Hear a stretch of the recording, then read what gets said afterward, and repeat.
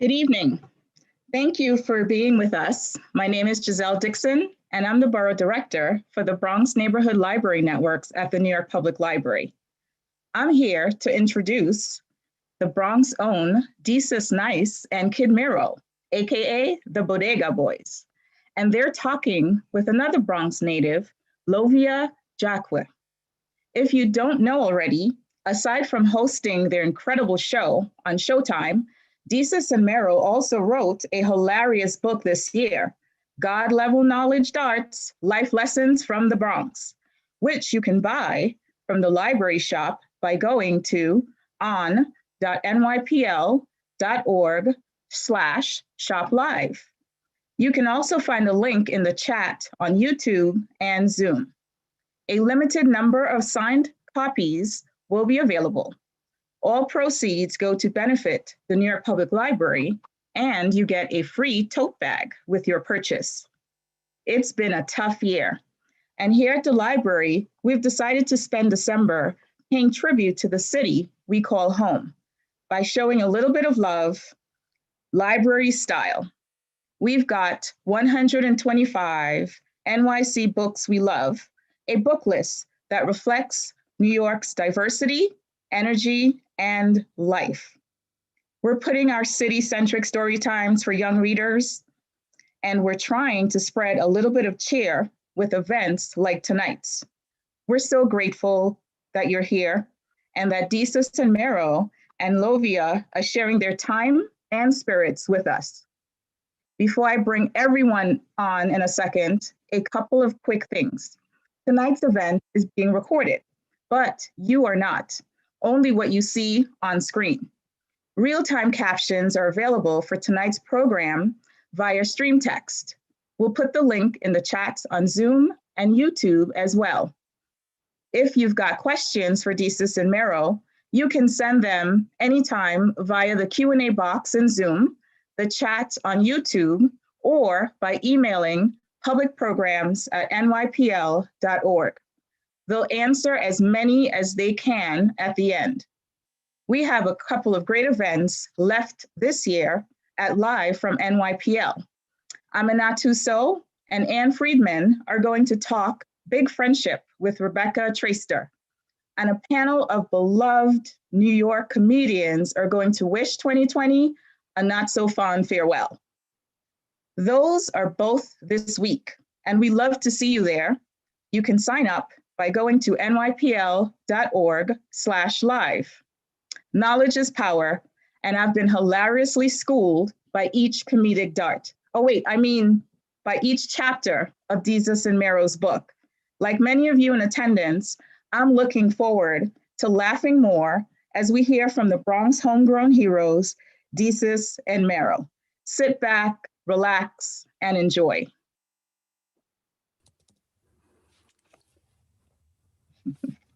Welcome. Hey. Yo, what up, what up, what up? What's going on? X in the house, what up? Ow. Shout out to the library. NYPL, what up? NYPL, better known as? We out Nipple. here. You know what I'm saying? Better known as? Your public library, big nipple. You know the vibes. Big nipple in the building, you feel me? Big rubber eraser joint, you know what I mean? So welcome. Looking forward to having you guys tonight. Thanks for having us. Happy to be here. Yes. That was an amazing introduction. Thank you so much. Thank you. Okay, wow. I mean, first of all, my first question was going to be asking you guys how you are. But really, my first question is, that was the first time I knew I was on the cover of this book. Yes. Right here. But she was describing it, right? Yeah. I had to look at it. Wow. I was like, how detailed. I've actually never looked closely at this photo, and I was like, there are high frogs on this having sex. I've never noticed that before. Like I have. Like I really had one of those moments. You know when you zone out and you just like stare at an image for so long that you notice everything? Like I did that with this cover because I was like, there's Easter eggs all over the place. You know what I'm saying? There's little, like you said, the little frogs having sex. But the way that robot voice, or I'm sorry if you're a real person, I apologize, was like black text on a white background. Yes. There are two pillars that form a banner at the bottom that says Desus and Mero. So shout out to you. Look at that. You know what I'm saying? Actual screen reading accessibility for people You know what I who mean? can't see. Look at the library thinking about everybody. Shout out to Beautiful. You them. know what I'm saying? All Man right. inclusivity. Shout to nipple. Right? You know what? Love it. Big fans. Well, now that we're all shocked, I'm glad we all noticed that, because I was like, wow, Yes. I never looked at this cover. And Yeah. Pills of all kinds. My first question is, how are you guys doing? How's your day? We're still in quarantine. What's going on? Yo. Yeah, still quarantine. Hey. Still more to say. I'm trying to think. What did I do today? I went to the supermarket. So that's always fun now. Going to the supermarket, you can play that little game where you're just like, I play a little game in my head where you have to give your borough points. And so it's like 2 points if you see someone they're wearing a mask the right way, 1 point if they're wearing a mask and it's like under their nose, and no points. And then you want to have a certain amount of points before you get out the supermarket. And then also you have like a time limit, because you're like, yo, I got to get in and out. There's no time for standing there chit-chatting and enjoying the Christmas songs. Get my toilet paper, get my coffee, let's go. So that's fun now. Bruh, every day it's Groundhog Day over here. Every day is the same. Every hour is the same.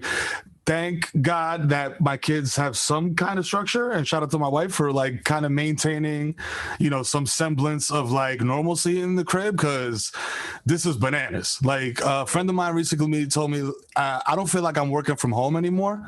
It's been so long that I'm living at work. And I was like, yo, that's mad deep. I don't know if I was smacked. I was just like, that's mad deep. That's exactly how I feel. This basement used to be exclusively for, stuff that's in the book. You know what I'm saying? I'm not going to go, you know what I'm saying? It's NYPL, you know what I'm saying? We're going to keep it clean. And now it's a TV studio. Like, this is not a fake mess. I mean, this is not a real mess. This is a curated mess. So, you know what I mean? The kids got in bed 10 minutes ago. Hopefully nobody starts banging on the door. Heather's upstairs enjoying this thing right here. And, here we are, just working from home, living at work. Living at work. No, that's really a fact. That was depressing. So let's move on let's go back retrospectively. Talk about our first memories in the library. Okay. What were your first library memories? I need to know. Ooh. Oh wow. Oof. Yo, honestly, for me, I'm gonna blow my own spot. Like, honestly, for me, it was shout out to my cousin Gabe, who really like put me onto like the library. He's like just like, yo, and like nurturing this love of reading. Like, it came from my mom, and then he was like first generation, so he was a native English speaker, so he would like pick up books and be like, hey, read this, read that. And also just putting me onto like, I had no idea as a kid, like the library has programs. Like, you can go there, there's read aloud, there's stuff for your kids, there's like, it's super dynamic. Like, Jesus worked for the library, so like I'm like, he's familiar with this stuff. I had no idea. So as a kid, I'm just like, wow, this is so cool. I could go and do finger painting and do all this other stuff. And also being a kid with, not that much means, when you got to print out a paper for school, or you got to do some research and you don't have a computer at home, you know what I mean? Those were invaluable when you got to, do a paper about the Magna Carta for your 7th grade social studies class. I love how Mero said I worked for the library like I was 5 and I knew what the fuck was going on. My first experience with the library was, shout out to my mother. She had 4 kids, and she stopped working to raise the 4 kids. And when she had to go back into the workforce, the first job she took was an actual volunteer job. She worked at the Wakefield Library, the Center for Reading and Writing, where she taught people who were illiterate how to read. And that was blowing my mind, because you're a kid, you just learned how to read yourself. And now you're reading people who are like 48, 50, 60 years old, and they've gone their whole life and they do not know how to read. And, I was talking to one of them and I was like, how do you order food? And she was like, oh, when you go to McDonald's, they have the picture menu. You don't have to know how to read. And she was telling me all the ways she got around the system without having to read. She was dating people they didn't know she was illiterate and all this stuff. And it was like, that really blew my mind, because when you go to the library, you just like, oh, books and stuff, whatever. And it's like, my mother was doing life-changing stuff, and we'd go to these events at night where the people would read in public for the first time. And you would imagine how badly these people read, because they were just learning how to read, but they were so proud, and you would be proud of them too, because it was just like, you see a 70-year-old person and they're barely finishing like a 1 paragraph, but they're reading it and they wrote it themselves and they're super proud of that. And that right there that changed my whole way of looking at the library. The library never was like a scary place or like, yo, if I go there, I owe money, they're gonna like arrest me. It was always like a friendly place. And my mother always told us, like, no matter what happens, if you're ever in trouble, you can always run to the library. If people are trying to jump you, go to the library. If like you were in trouble, the cops are looking for you, go in the library and lay there and call us or whatever. So the library was always, we always kind of thought of it as like home base in the neighborhood, where like you could just go there and chill if you just wanted to get away from stuff. Because you know the neighborhood, you know how the Bronx was. After school, either people was looking for you, or they were looking for your boy, or you were trying to lay low. And there was rules. I mean, the rules went away when I was working at the library, because we used to have like the John Wick rules, like you could not fight inside the library. Now they'll beat you up in the library. They don't care. But there used to be some sort of, you know, sanctuary out there. But you know, for better or worse, the library helped a lot of us growing up. That's a fact. I mean, I love the Parkchester Library, which I was telling you guys before. Yeah, that was like the big library. That's the big joint. It has a lot of that's the Bronx version of the Times Square of the Patience and Fortitude, the big joint. You know what I'm saying? The big Walmart. You know how you have the little ones and then you have the big ones that sell guns and tigers and stuff? Because you go to like Woodlawn Library or the little ones, and it's like tiny, and they have like the little YA section, and then Parkchester came through like, what's up? Yo, what's poppin'? I got all the books. What you want to read? You want Drew Carey's biography? I got you. We got 8 copies. Shout out to my branch, Throgs Neck Library. Every book that had to get like, you know, ordered from another library always came from Parkchester. They're like, we're gonna have to call Parkchester for that one. I was like, it's the Bible. Y'all don't got the Bible? Main hub. That's where, because they use the bin program to get the books in between all the things, and like that. That's the main hub. Shout out to everyone that worked at the library. Because what I found out, if you're the youngest person on staff, the older people will flex on you and make you unpack the bins while they sit there drinking coffee. And I'm like, whoa, what happened? Why I'm doing it? And they're like, I've been here 20 years. All right, my bin days is over. That's right. I'm like, oh, okay, all right, Miss McDonald. You know what? You do your thing. Right. You do your thing. I got you. Listen, it's rookie hazing. It was. It actually is. I worked at the library. I worked at the Parkchester Library as a volunteer in 8th grade. It's also a sanctuary. I was trying to defend my little sister, and I was like, damn, these girls are gonna jump me. Right? Don't know where they are. Don't jump me now, okay? Because there's no expiration date, but they're still waiting outside Parkchester Library, like, yo, come outside. Right? No, outside. Okay, I mean, the library's amazing. I'm curious, like, what your favorite books were growing up. Did you guys read? Just be honest. It's okay. Do we read? No, I ain't read.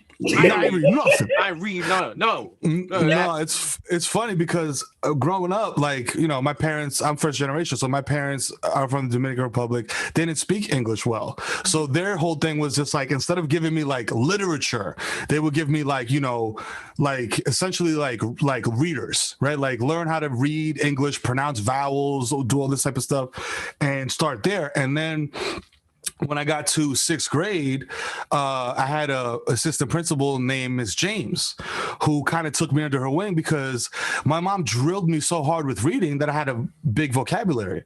So I would raise my hand in class and use words like ubiquitous to describe something, and she'd be like, "Fam, you're 11. Like, what is, like, come to my office." So then she had me reading, like, honestly, like the first like book that I remember reading was well, 2 at the same time. It was Call of the Wild and The Pearl simultaneously. And she was just like, yo, you can handle this. She was like, I know you can handle this, and like, you know, get the themes and all that type of stuff and da-da-da-da. So that was, to me, was just like, okay, you trust me and you think that I'm smart. This is great. You know what I mean? If I keep reading, more people will think this in my 11-year-old brain. So I just kept on.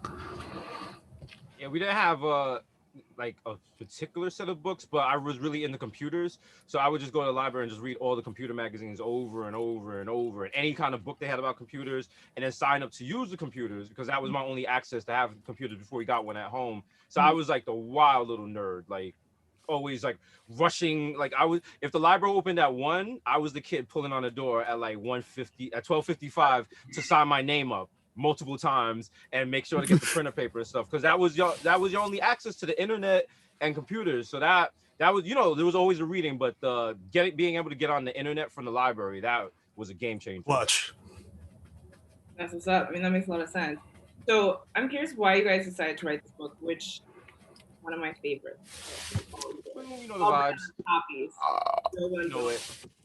You know what? It was a time. It was time. People.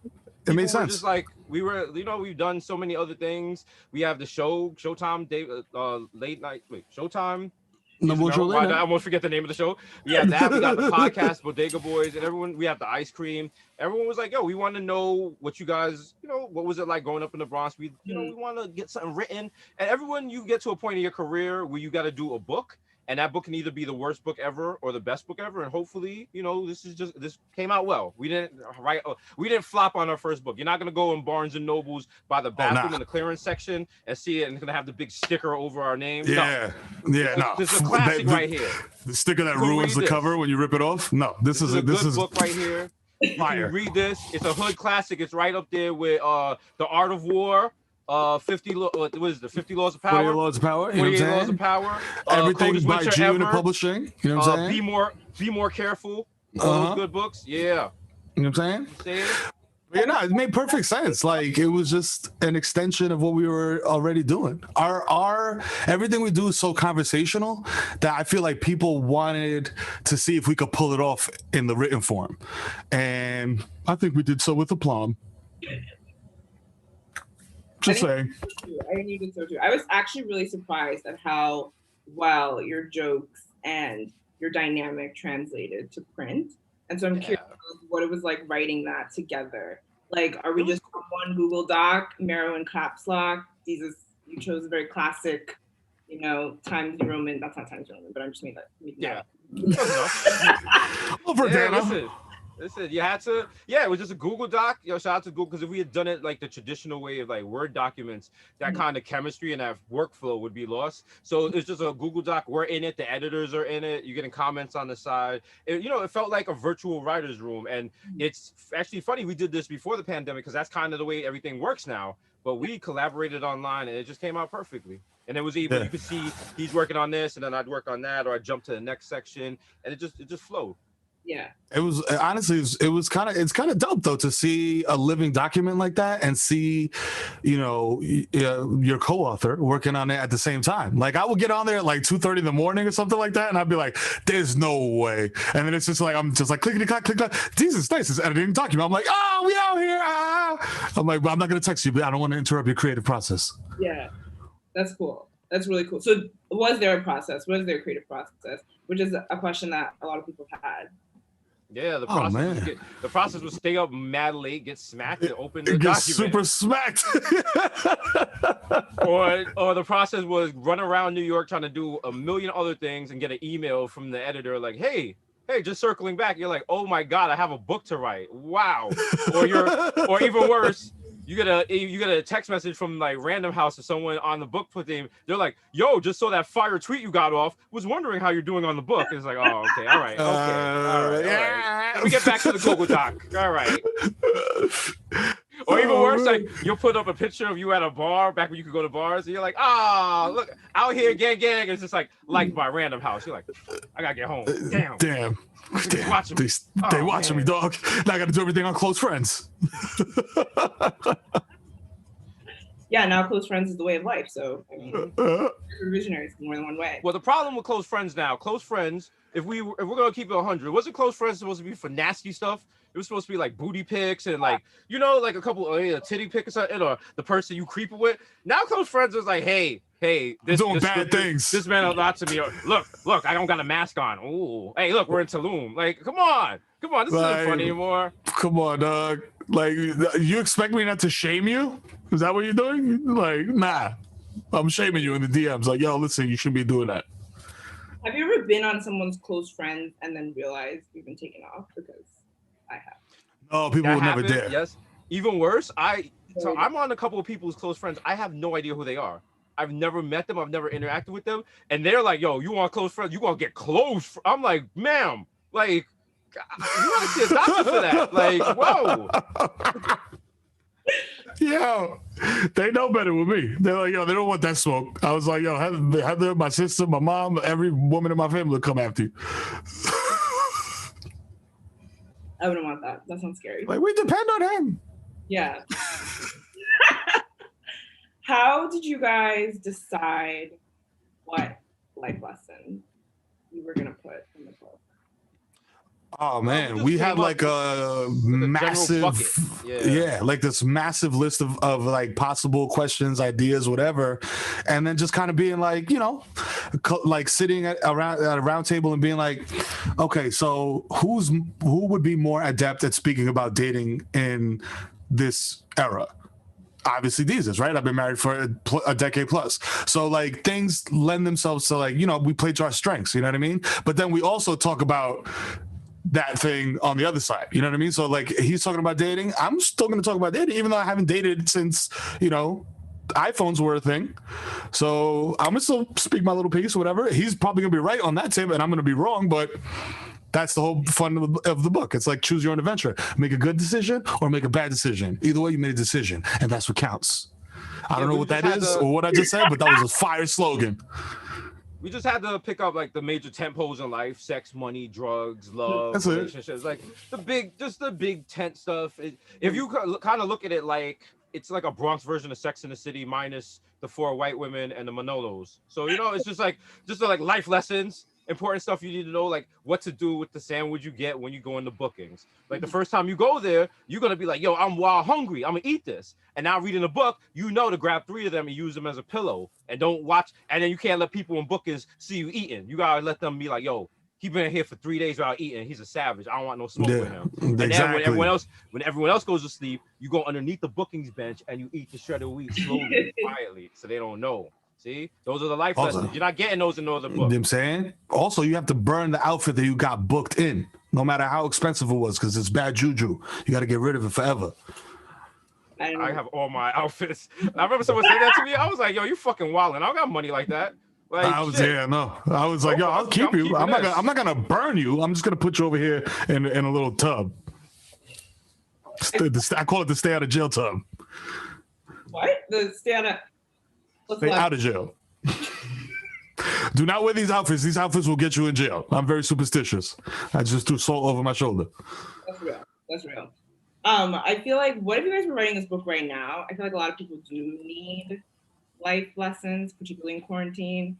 So I told my friends, like, what kind of advice do you want from Desus and Mero? Start time. Fine. Okay. Mm-hmm. A lot of people wanted to know about dating. A lot of people wanted to know who you're dating to. So I'm not going to put you on the spot like that. But I am in a faithful relationship with my Lord and Savior Jesus Christ. So you know the problem. That's the problem with everyone. Everyone wants to run around and have unprotected sex. The only unprotected sex I'm having is mind sex with my Bible. Because you know what? You guys want to run around. You want to talk about rappers on Clubhouse. Let me tell you about the original Clubhouse. 66 authors that made 66 books that came together, and we call it the Bible. All right, Genesis to Revelation. You know what I'm saying? You're bad-minded. They are. Okay. Too bad-minded.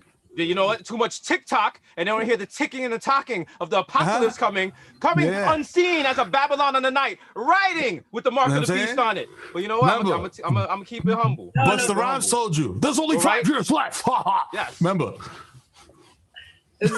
No, but seriously, like, do you have any advice for people who want to date in quarantine? Have you guys? The thing, it's like, it's weird now because like either the person, like, you have to, right now you're putting on your best face when you're dating someone, because it's just like, oh, I'm socially distancing, so we can't meet up, and maybe we should like meet up for a distance walk in the park or whatever. And then next thing you know, you might find out that person is out there still smashing people. Like, they're just like, oh, I'm socially distancing with you. Like, you don't know. You got to find out what's really happening with people and find out how they really living. Yo, listen, man, I don't even know what to say. That's really a hazard of 2020 dating, bro. Like, even when we wrote this, that was not even like a thing to think about. Yeah, you know what I'm saying? It's whole new parameters to it, because it's like, what if, like, say I'm dating someone, but that person has a roommate, and that person's roommate is not staying home. That person's wilding. Technically, now that person's in my bubble. You know what I'm saying? This person over here going to illegal raves in Bushwick on Tuesday nights, and then going home with that Rona, And now my boo breathing it in, and she coming home and bringing me home Bushwick Rona, which is the best Rona. Let's be honest, it's artisanal. But you know, it's like little things like that. You got to watch out. Mwah, chef's kiss. Like, the game notes of saffron. It's like you said, if we wrote this book right now during the pandemic, it would be a completely different book because Corona's put everything on his side, and like even little things about like we'd have to have a chapter about how to dress for Zoom. Like, who even thought that would be a thing? For real. Like, how do we dress for Zoom? Let's go. Yeah. Let people know now. A little fashion, you know what I'm saying? You know what I'm saying? Sweats, you know what I'm saying? Keep it low. No shoes. You know, have a nice little chapter, you know. You working from home, do you really gotta waste money on deodorant? No. You know what I mean? You know what I'm saying? Like, who you getting fresh for? Right? You got that. Listen, you can save on your utilities, just walk around the house in the dark all day, bathe once a week, you good. Exactly. You know? Exactly. What kind of foods can you sneak eat on a Zoom? You know what I'm saying? Can you just lean over here, eat some Tostitos? Like, like, is that okay? Is that acceptable?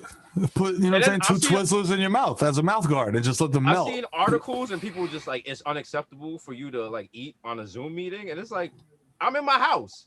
I'm gonna do what I want. What are you gonna do? Kick me out? Like, you can't make all these new rules about Zoom and stuff. Like, listen, unless you're Jeffrey Toobin. I'm about to say, no tubing on the Zoom. No tubing on the Zoom. That's it. That's the only rule for Zoom is there's no. It's like Fight Club. No Zooming, no tubing on the Zoom. Right. That's it. One rule. That's it. What an unfortunate name, because you hear tube. You know. Jeffrey. Every time he's using Zoom right now, his wife keeps busting this in the room. Like, yo, what you doing? What's up? All right. Okay. Just making sure. Just making sure. All right. It's so tough. I still haven't even processed that moment. I'm like, I didn't even know 2020 could come to. You know what's wild? That's like number 8,500,010 on the weirdest stuff that's happened this year. Yeah, absolutely. Like that. So many weird things have happened. It's just like, none of it.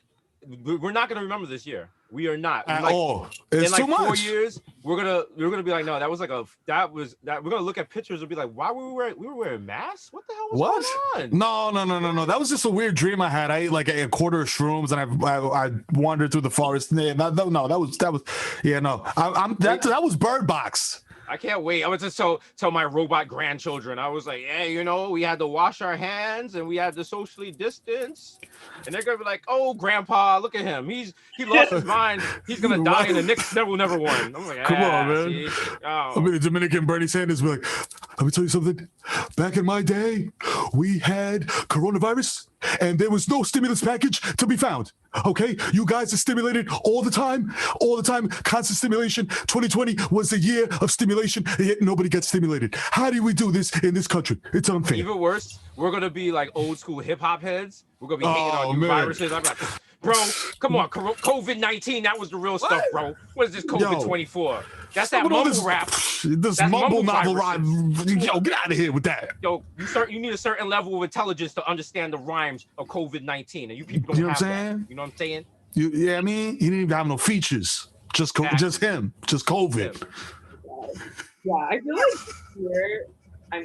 first of all, I just don't even think about this year. But I also feel like there's so many things that we forgot about. Like I still think about the murder Hornets every day. Right?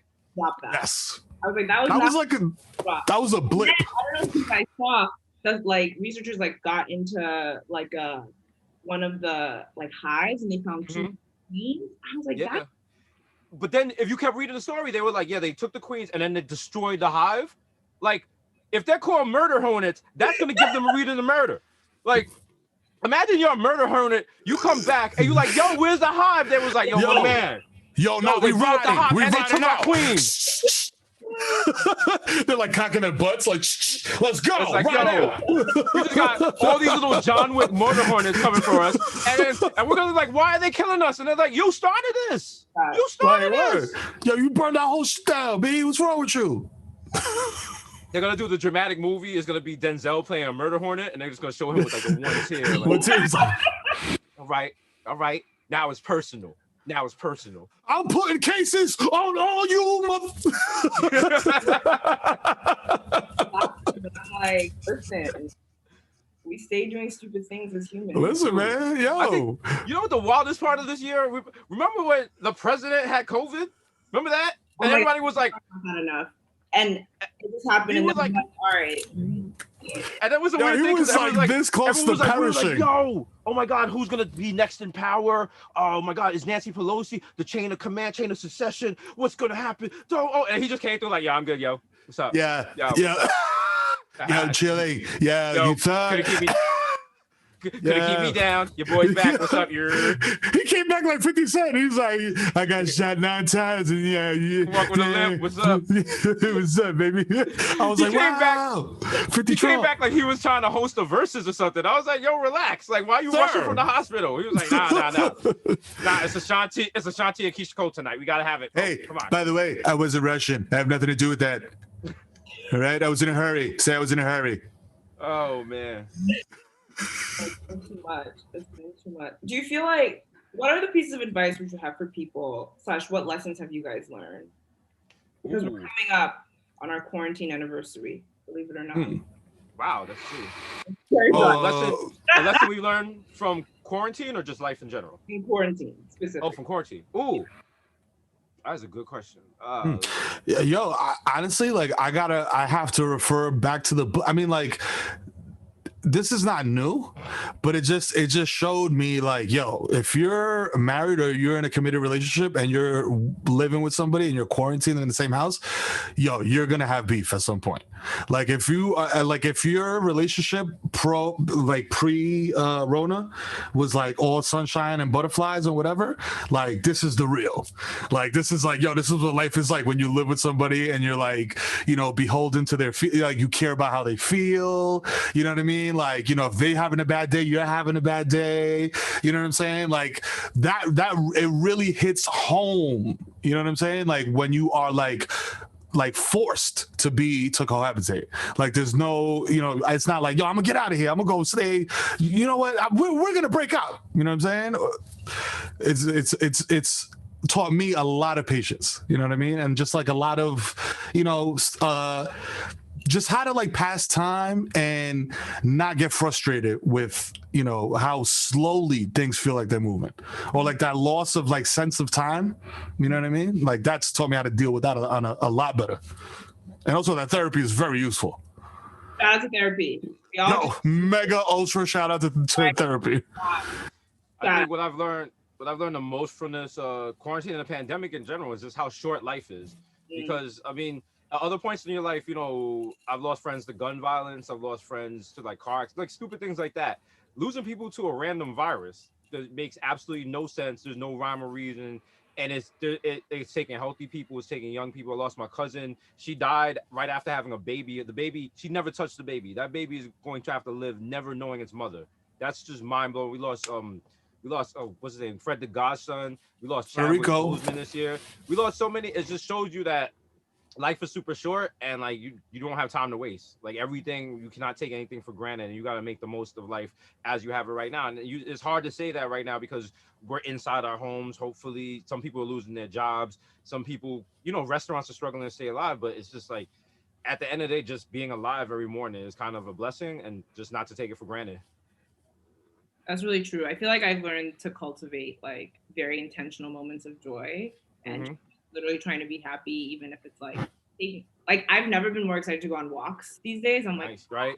We're outside, all of us. We're doing this. The sun. I'm a all I need. Yeah. Listen, I never had an appreciation for a deck in my life. I was just like, man, this deck, all right, whatever. Like, I'll grill some burgers on here in the summertime, bro. Like.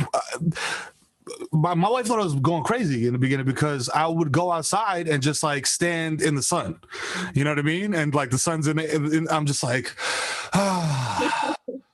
oh yes, bathe over me, nature, you know what I mean? Hearing birds chirping and stuff. I was just like, bro, I will never take you for granted ever again. Like every tree I walk past, I'm gonna hug you, I'm gonna kiss you, you know what I mean? We might reach third base, who knows?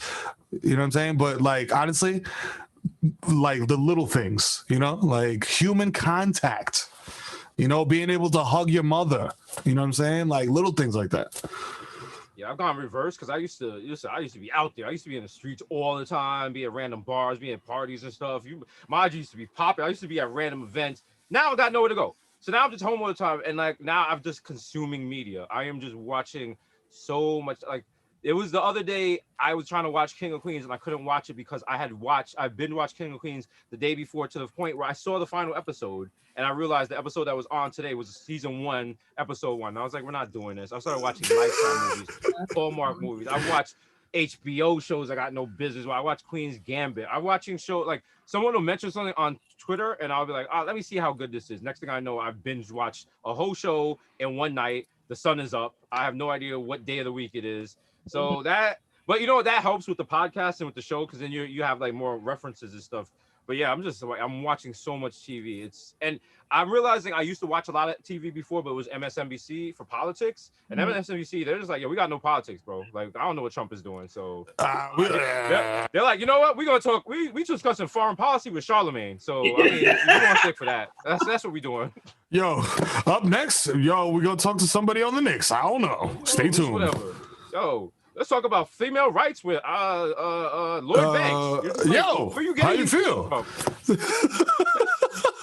there any things you guys have done outside of screen time? Like, how are you fostering community? I feel like that's something that's really been lost and people are craving. Like, how do you, I don't know. I feel like I've been Zoom fatigued. So I'm not, at the beginning of the pandemic, I was like, yeah, like Zoom happy hour, Zoom drinks, Zoom birthday. Yeah. Invite me to a Zoom, I'm not coming. And that is what it is. But how do you like cultivate community? I mean, that's the other thing though. A lot of things that could be regular phone calls are becoming Zooms. And I think we as an American public need to shift away from that. You know, you don't listen, we're all beautiful people. I get it, all beautiful people on Zoom. We don't got to see each other's faces on every call. And I think that's the problem because everyone wanted to keep that sense of community and the Zooms, they was like Zoom. But Zooms after a while, they can wear you down because like we got to shoot the show through a Zoom. And that's a completely different experience because that's fun. We're cracking jokes. We're fun playing with the production staff. My homegirl was talking about like she has to log into Zoom at like 9 a.m. and she has to stay logged in till like 2. And it's just like her and the colleagues just randomly talking.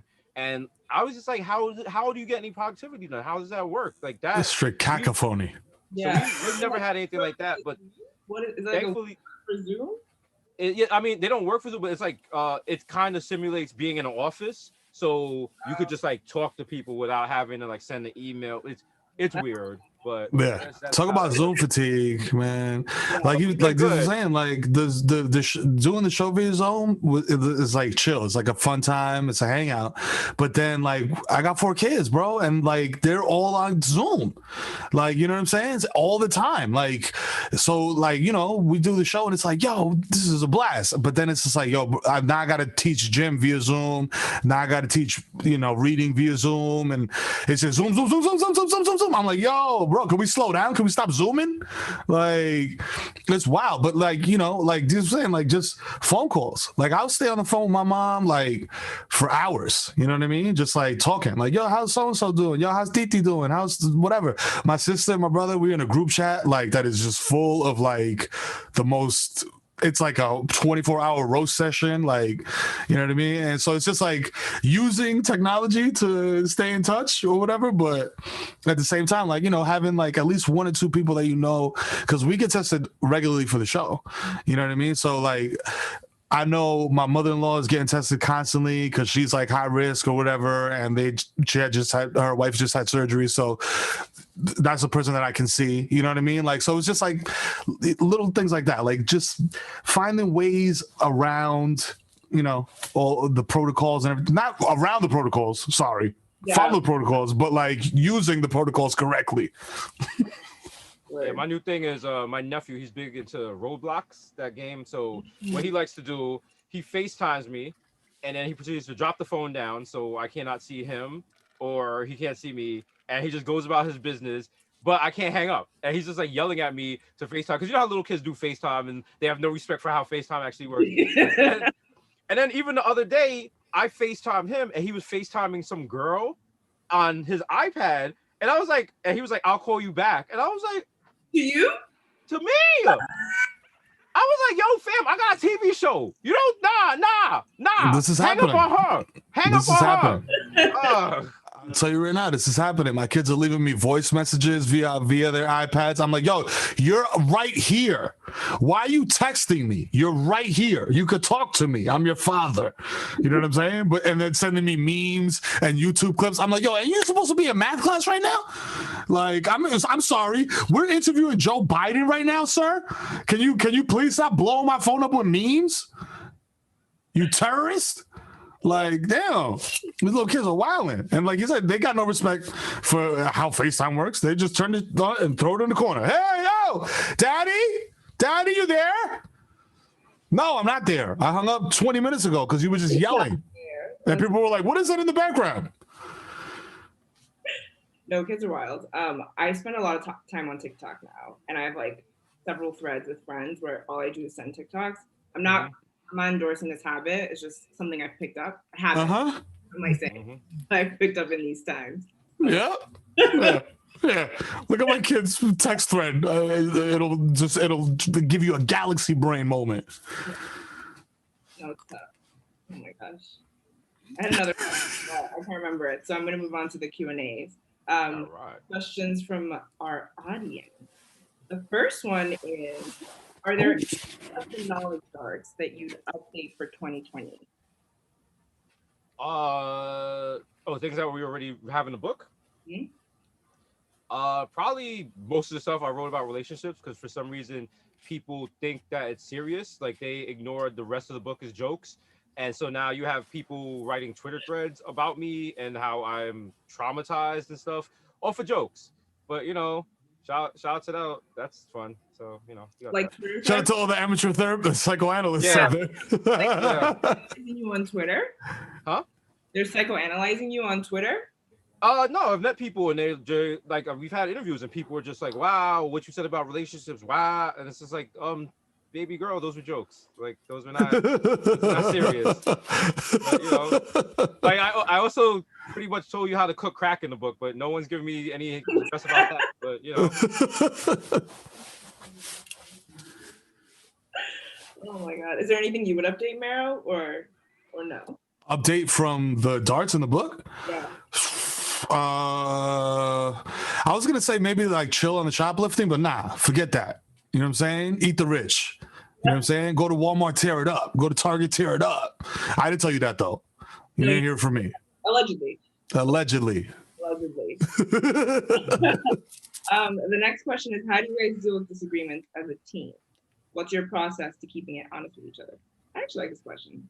We actually don't have that much to disagree on. That's the thing. Like, it's like I first of all, I'm very blasé about a lot of stuff. I'm like, if you present if an idea is presented, my first instinct is to be like, okay, how do we, even if it's something that's like kind of foreign or like I don't understand or like, you know, whatever, I don't go to like, yo, let's dub this.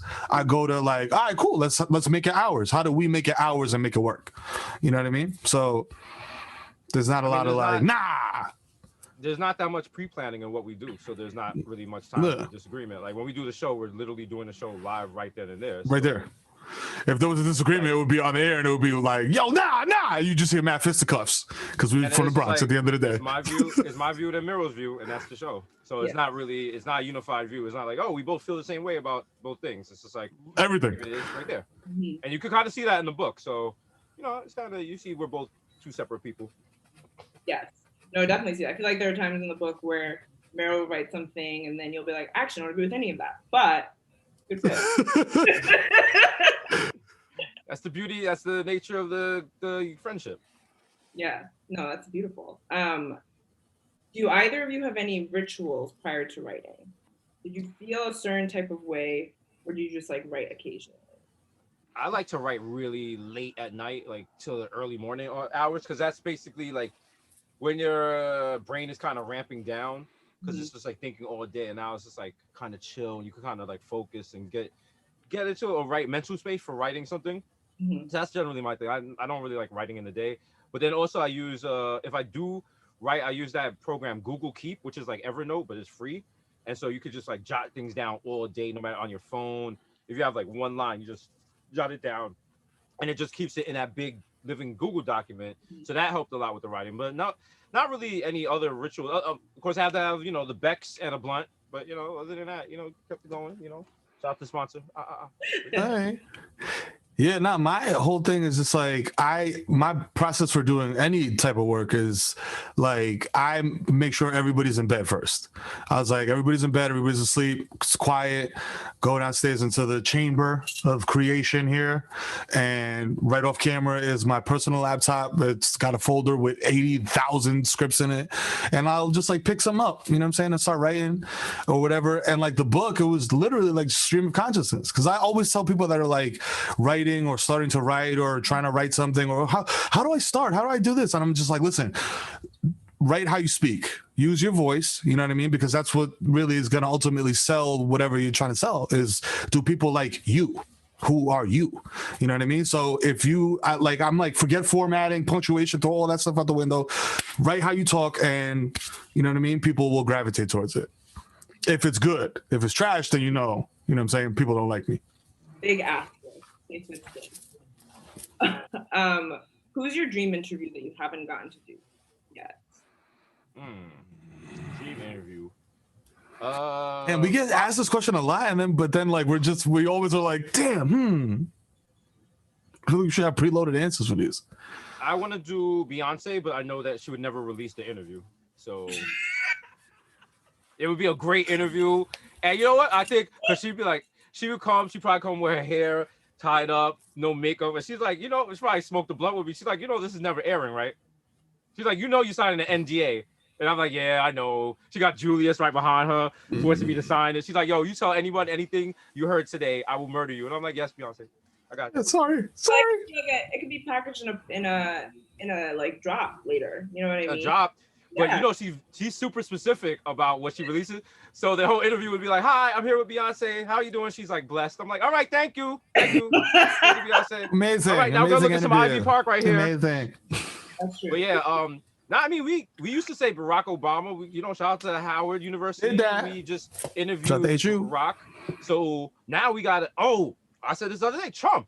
We want to interview Donald Trump out of office because he's never had like a real New York BX interview. Like we want to do it like it's on Video Music Box or something. None of that. He's yelling at people. None of that. Cut the mic off. Just square up. We might have. To make it real, we're gonna do it on the back of the BX31 bus, on it full of high schoolers and stuff. So if he start acting, they're gonna roast him. So that's gonna keep him in check. And we're gonna ask him real questions.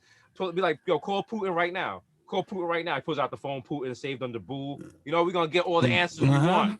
Okay. With a little splash at the end. Okay. This little splash emoji. Mm-hmm. Yeah, like Trump out of office would be like horrible but brilliant at the same time, because he's just like, he's a snake oil salesman. Like he just says whatever you want to hear. So it's like, like you said, like he's never been pressed to the point, like, because I feel like most journalists try to keep like a modicum of decorum, like, and be like, we're not gonna, we're gonna press to a certain point, but like with us, we would press until the juice comes out. You know what I'm saying? Like that. So I'm like, maybe that will be a departure from like, his other interviews or whatever.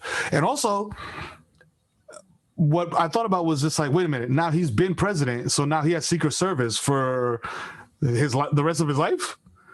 Yeah, so that could end badly. That could be the final interview we ever do. We don't know. I would watch that though. Were you guys nervous about the Obama interview at all? Like, I'm curious about. Did we what? Were you nervous about the Obama interview at all? Not really. It's weird because I'm reading the comments and people was like, "Oh my God, you're so starstruck," and it was like, we don't really get starstruck. Like we've interviewed a lot of famous people before, and it was cool. It was like super. And then Obama doesn't have a presence where you feel like he's a star. Like he comes in the room and you're like, "Oh wow, that's Barack. He's mad cool. He's mad chill. He's like very cool teacher at school." He was like, "You're like a chill uncle." And he was like, stop calling me your uncle. Like, I'm not old enough to be your uncle. And I was like, all right, we got it, Barry. We got it, Barry from Chicago. Cool older cousin. Cool. It was like, we definitely could have done that interview for like 8 more hours because it was just super fun. And you saw how relaxed he was. He was having fun. Like, he enjoyed it so much. His people enjoyed it. Like, even Secret Service was chilling. Like, everyone was just having a ball. And it wasn't one of those things where it was like, he didn't come in like, I'm president. He just came in, like, he was like, what's up, y'all? Like, literally like that. It was like, all right, cool. This guy's all right. Yeah, no, and it was wild because, like, you know, up until we actually interviewed him, that's been our like default answer for who do you want to interview the most, and it was always like out of office Barack, like, you know, civilian life Barack, and like he just has like an aura that's just like, you know, like very chill, like if you saw him, like he doesn't. I want to word this correctly. He's very presidential, but he doesn't have airs. You know what I'm saying? Like, there's no airs about it. He doesn't walk in a room and was like, because you know how like Trump will walk into a room and puff his chest out and be like, "Hey, look at me. I'm the president of the United States, man." You know what I'm saying? Like, it's Barry. I'm gonna call him Barry. Barry just glided in like Prince, bro. Like, I didn't even think he was walking. He just glided across the room like, "Hey, what's up, man? Hey, listen, I saw y'all playing basketball. Yikes!" You know what I mean? Like, and we were off to the races, and that energy is just like very hard to find in like elected officials. The next question, I like this question, is what do you guys want for the Bronx? How and what could be done in the areas you grew up? Any collabs with Bronx schools on the horizon? Oh man, coming from the DOE, man, I love doing stuff for schools in particular, and kids, students in particular, because I went to junior high school 117 on 176 Morris, you know what I mean? And it's like, it's in a high need, what they call high need areas, you know what I mean? Like, there's a lot of, you know, kind of like mismanagement of funds and stuff like that going on, and like, you know, just like a little bit more oversight, I feel like will go a long way in that regard. And just like, you know, like schools in general, just prosperity without gentrification in the Bronx. You know what I mean? Like, let's build up the people that make the Bronx what it is, and not just build it up to sell it off to a developer in Connecticut. You know what I'm saying? Like that kind of vibe. That might seem pie in the sky right now, but who knows? Yeah, right now the Bronx just needs like more representation and just someone like to just kind of just fight for it, because right now the politics, it's hard to tell what politician is in the pockets of this person or this person. Every time you find out about a politician, you can do like a quick Twitter search and find out some messed up stuff about them, or they're working to do this, or like they've changed up this policy. And then just little things like we just got City Bike in the Bronx. We just got it after how many years? And if you go look at the City Bike racks now, they're empty because everyone in the Bronx was like, "Yo, we've been waiting for these." So there's little things like that. And it's just like there was literally no logistical reason for us to be the last borough to get City Bike. And it's just little things like that. It like stuff like that doesn't seem like a big deal. But now imagine you like a little kid, and like you see people in Brooklyn got City Bikes. You see people in Manhattan got them. People in Harlem right over the bridge got them. And it was like, nah, the Bronx doesn't get that. So the Bronx has always been seen like it's kind of dumped on, never gets like the allocated resources it needs. You see how like they're doing the trains and the buses up here. They're talking about, yo, we're just gonna shut down some trains. And it's just like no one's like, yo, we need those trains. Like this parts of the Bronx, there's no train lines around. There's no bus. You gotta walk. You know, it's like over where I live on 233rd. You get off that 2 train. There's no train that goes to Co-op City. That's like 3 buses. It's just the way the Bronx is just laid out. All that needs to change. And then definitely something has to be done about the gentrification, especially like down in the South Bronx. It's ridiculous. You got multi-million luxury towers across the street from Mitchell houses. They're making 6 luxury towers right there on the water, which as a Bronx resident, we kind of laugh at, because if you remember Hurricane Sandy, all of that was flooded. So I don't know what they think is going to happen when that water comes in. But even I hope you got like some that, buckets. It's like you build in luxury towers in a food desert. And then people are coming here and they're like, yo, where am I supposed to get food from? And then they're finding out that section of the Bronx, Uber Eats and stuff is like, whoa, we don't come here. Because technically this is not even really part of the Bronx. This is some new area. So then you get weird things going on like that. And you have a restaurant open up around here and it just closed down because they came over here like, boom, this is the new Williamsburg. And they came with Williamsburg prices. And I was like, Poppy, no, nobody's paying $24 for Pernil. Like that's you can get that for $5 across the street on 138. Rice and beans. What are you doing? Learn the community. And a Pepsi. You know, for this price I can buy the Bronx. What is wrong with you? It's like that. Wow. But I think, you know, and also just hopefully just seeing me and Mero's rise will inspire people in the Bronx, because that's something I definitely, well, it doesn't happen now because of the mask, but back before the mask, you walk around the neighborhood and you have people like, yo, I'm so proud of you and Mero, like what you did. You guys never forgot about the Bronx. You always representing the Bronx, and you get it from like older people who lived in the Bronx. They're like, yo, I moved here in 1970. You make me proud to be from the Bronx, so you never turned your back on the Bronx. Everywhere you go is BX all day. And you know, it's like Mero said, you know, telling people how they don't have to be in front of the camera, they can do other things to get into the entertainment industry. And we didn't have anyone like that growing up. We had like KRS-One and like rappers and stuff. And you know, we're just like, yo, you could make it out the hood, and you don't have to sell crack rock or have a wicked jump shot. You don't have to be a rapper. And hopefully, we're out here changing the world because of us. There's gonna be less whack rappers from the Bronx because people are gonna be like, you know what, I don't have to rap, and that's the problem. That is the problem. We'll speak about this. Yes. Not everyone in the Bronx gotta rap, my guys. Not all of us. Some of y'all gotta be the guy next to the rapper, all right? Please. You don't gotta be in front of it, all right? Just hold the bag of weed. That's all you gotta do. Stand in the back, go like this. Exactly. You know what I'm saying? Menacing faces. Hold your chain up, you know what I mean? Show the wrists a little bit. You know, that's it. And then you're still there. There's nothing worse. You hear like a Bronx rapper and like you're like, oh, they about to spit, and then they say something, and you're like, wow, this is some real Bronx stuff. They're like, yo, I got rich. I took my girl to Bay Plaza. I'm like, that's not. You could have you didn't have to get rich to go to Bay Plaza. It's right there. Like, what'd you do? You take it to Red Robin? Bay Plaza is expensive. I mean, it depends where you go. It depends. Are you going to the inside mall or the outside mall? If you go to the outside mall, you capping crazy right now. If you go to the inside mall, you are correct. Okay.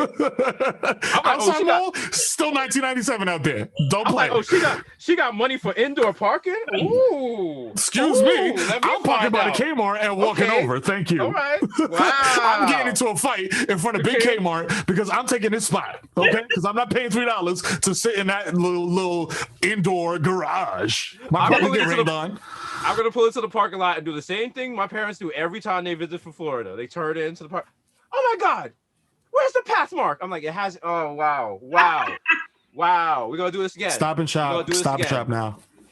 Stop it. They're like, there's no more why path didn't marks. you call me and tell me? I was like, it didn't just happen. Still, it's the same. They just changed the signage. I was like, this happened years ago. You were here when it happened. Yeah. Remember? I'm going to Aldi's. And I was like, no, we're not shopping at Aldi's, Mom. No. Yo, that's my mom taking me to Food Bazaar or 175. I'm like, yo, this feels like a wet market. Like, yo, this is out of control.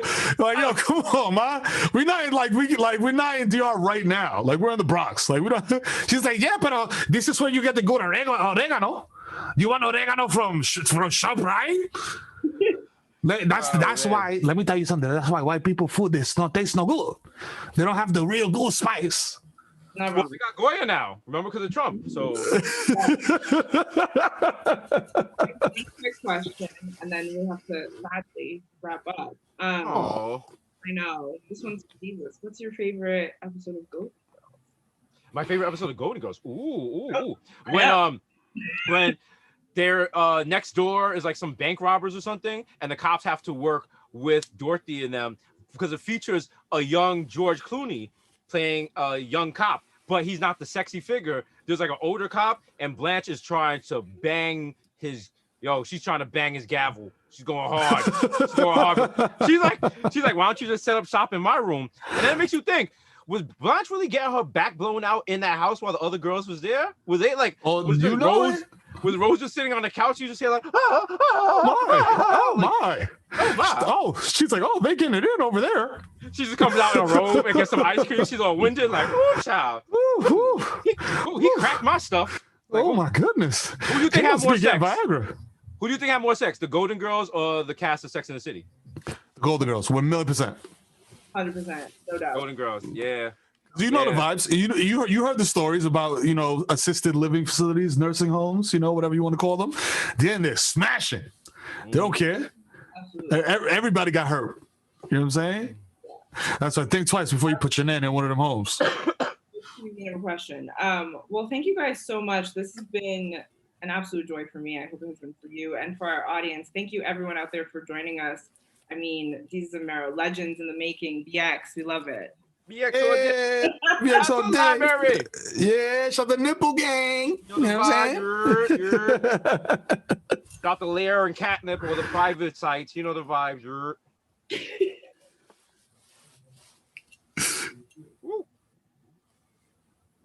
Hey. Oh, we out.